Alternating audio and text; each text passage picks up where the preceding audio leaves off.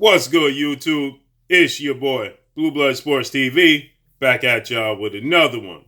So, undefeated two-division world champion who simultaneously holds the WBA at 130, 135, four-time world champion superstar boxer Gervonta Tank Davis, he responds to undefeated rising prospect Brian Norman Jr., 18 victories, 15 by way of knockout.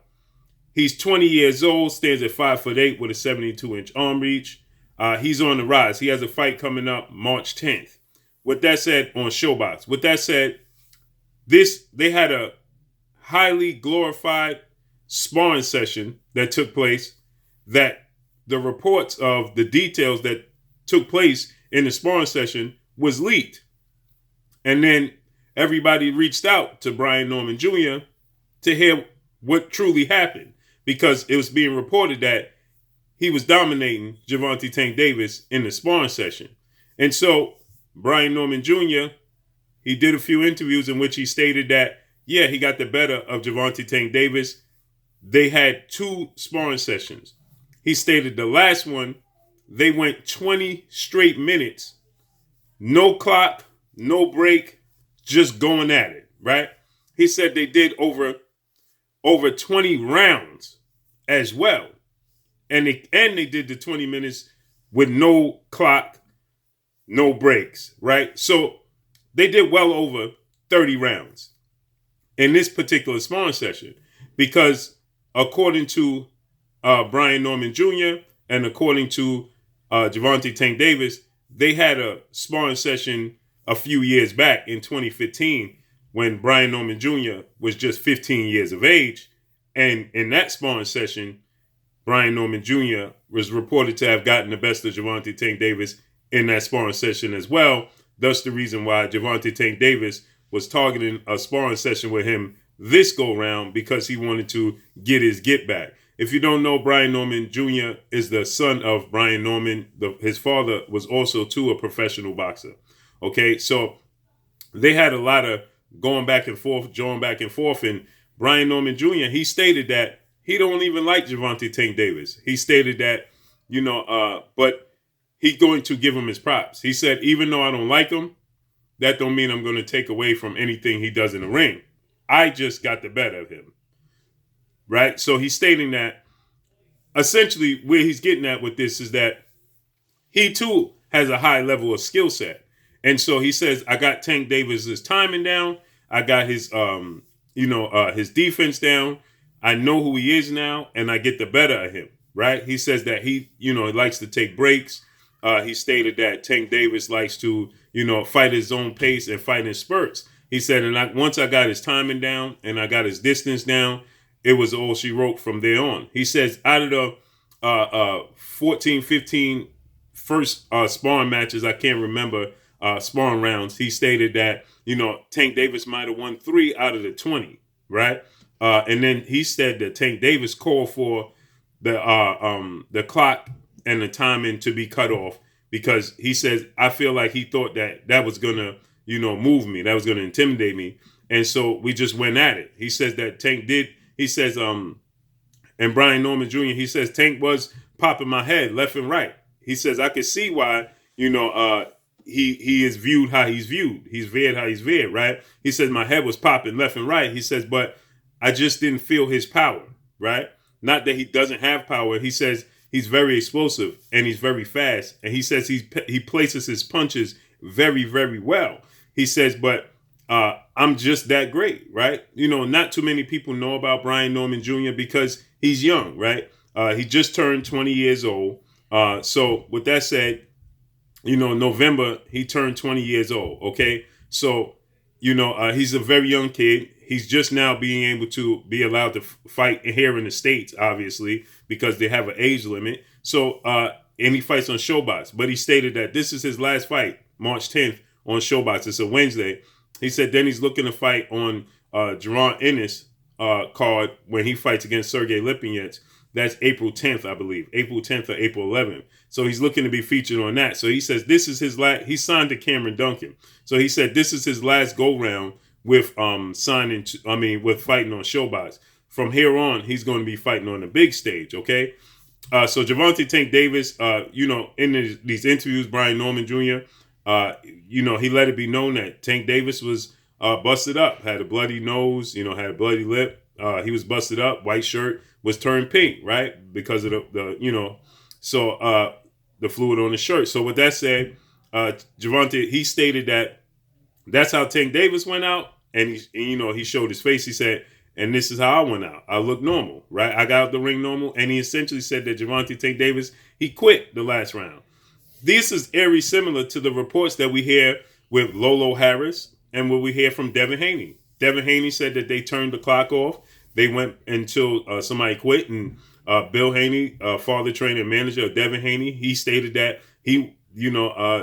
that they won the prize essentially, right? And that Devin Haney, Tank Davis quit. Lolo Harris, right? Another young fighter. He and his dad said that Gervonta Tank Davis, he essentially threw in the towel. They said that's enough, right? And now you have Brian Norman Jr. He said the last round they were supposed to go another round, and Tank got out the ring and he started jawing back and forth and telling him how much more money he is and he's a bigger star, so on and so forth.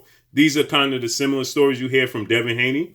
These are the similar stories you hear from Lolo Harris. And now these are the stories that you're hearing from Brian Norman Jr. With that said, Gervonta Tank Davis, he just posted on his social media a picture of Brian Norman Jr. With his nose swollen. And he says, this boy talking about, he got out the ring, looking normal, but look at his nose, right? So he posted a picture of Brian Norman Jr. nose swollen. And he's stating that,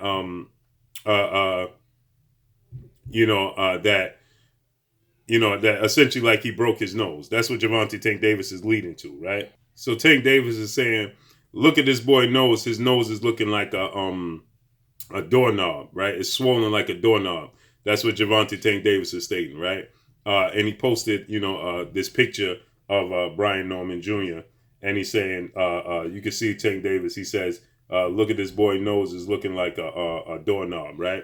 So that's what Gervonta Tank Davis, he posted on his social media, replying back to Brian Norman Jr. and his claims that, he got out the sparring session completely intact, no injuries, his nose wasn't swollen, so on and so forth. He got out completely healthy. That's what Brian Norman Jr. had to say, right? So you can hear how he says what took place in the first match.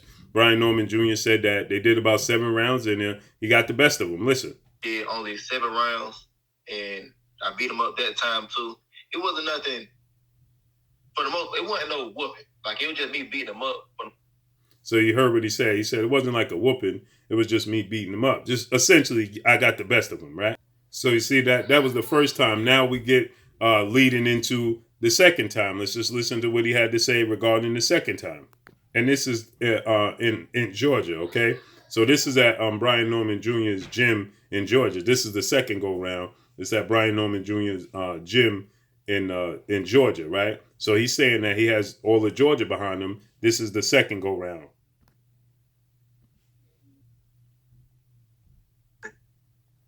So now I got we in Georgia too. I got the whole Georgia on my back. I'm not finna let my city down.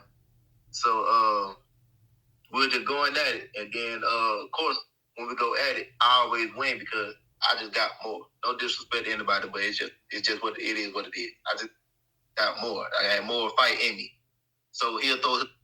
So you see what he said? He said, I just got more fight in me. This is the second go round, right? The first time he was 15, they sparred 7 rounds. He said he got the best of them. He said, now this is the second go round. They sparred 2 days, Monday and Tuesday, right? Got more. I had more fight in me. So he'll throw his little spurts. He got 10 to 15 seconds going at it. And then he'll die down. And that's when I pick it right back up for the rest of the round. I'm going crazy. So now we finally cut the bell off. We went like 20 minutes straight.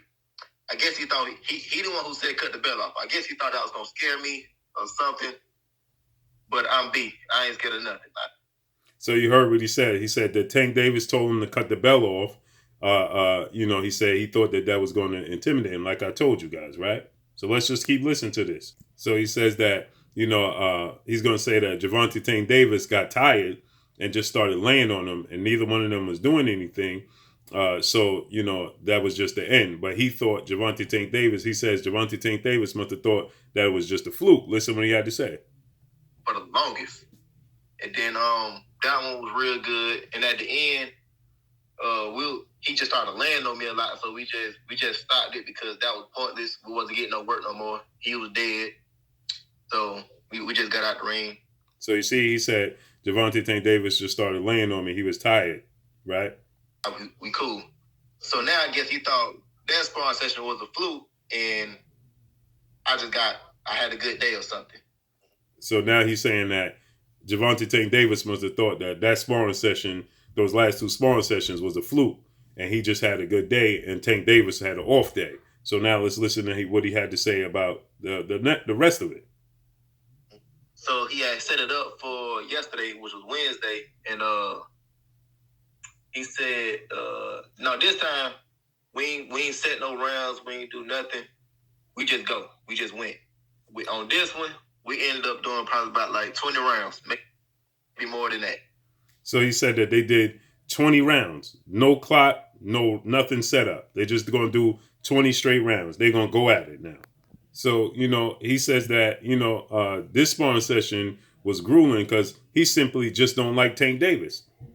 Look, I'll say this right now. I don't like Tank because he's very disrespectful. I will say that right now. But I also say this. That boy got heart, he tough, and he deserved to be a champion. I'm not going to lie to you. I don't like Tank. I have no reason to say none of this stuff.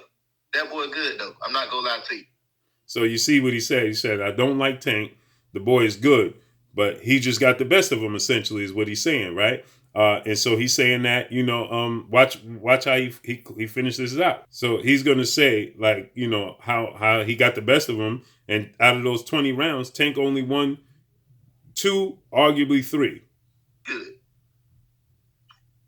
But so out of those 20 or more rounds we did, he won 2 rounds. You can fight for 3. You can fight for 3. I know for a fact he won 2 rounds. You can fight for 3. So he's saying two. He won 2 rounds, and maybe you could say he won 3. You could fight for 3 rounds. I can tell you the rounds he won. He won the 4th round, and he won the last round. I'm not gonna lie to you. He won the 4th and the last. Now. So you see, he's saying that Tank won the 4th, the 4th round and the last round, right? So he's being honest, right? There's rounds that Tank won. He said he clearly won those rounds. And he's saying that for the rest of the fight, though, he dominated Tank Davis. Now, somewhere between you can fight for that he won the 3rd round. But besides that, I was beating him up the whole fight. He wouldn't do nothing. So you heard what he said. He said, besides that, I was dominating him for the whole fight. He couldn't do nothing. So now he said he dominated him, and he's gonna say he had his nose bleeding and everything. No knockdowns. He tough. But I will say the first part, on Monday, I had the nose bleeding. He had a white shirt on. He walked out with it pink. And I walked out just like I am right now. I'm cool. So you heard what he said. He said he had his nose bleeding. His shirt was pink. He said, and I walked out just like I am right now. I was cool, right? So essentially he's saying nothing was wrong with him. But I will say the first part, on Monday, I had the nose bleeding. He had a white shirt on. He walked out with it pink. And I walked out just like I am right now. I'm cool. So you heard what he said. And this is Tank Davis' response by saying the boy's nose looked like a doorknob. So that's what Tank Davis was responded to him, via social media. And that's why Tank Davis said, I had that boy's nose looking like a doorknob. So Tank Davis, this had to be his response, right? So this is what Tank Davis responded. He said his nose looked like a doorknob. This was after our sparring session, after we finished with our sparring session, right? And you see Tank Davis, he circled it, and that was his response to it. I do believe Tank Davis is 26 years old. Tank Davis fights at 130, 135. He's eventually going to campaign, I believe, at. He also says that in his sparring session, Tank was 165 pounds.